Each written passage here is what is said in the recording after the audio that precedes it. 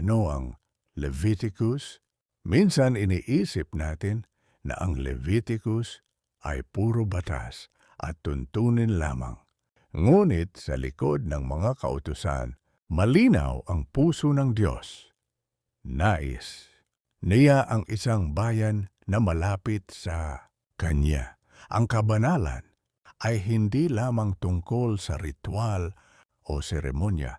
Ito ay pamumuhay na hiwalay sa kasalanan at nakatalaga sa Diyos araw-araw. Ipinapaalala sa atin ng Leviticus na ang pagsamba ay hindi lang ginagawa sa simbahan o sa panalangin.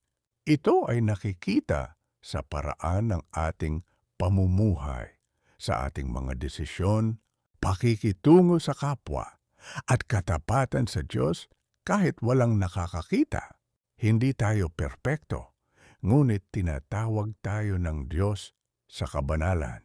Sa biyaya niya, kaya nating piliin ang tama, umiwas sa mali, at mamuhay na kalugod-lugod sa Kanya.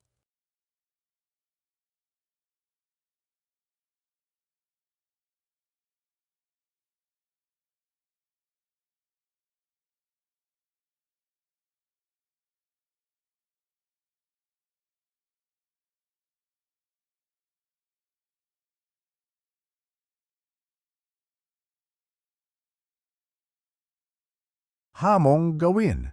Ngayon, may isang bagay ba sa buhay mo na nais ng Diyos na baguhin o linisin? Ipanalangin ito at gumawa ng isang konkretong hakbang patungo sa kabanalan ngayon.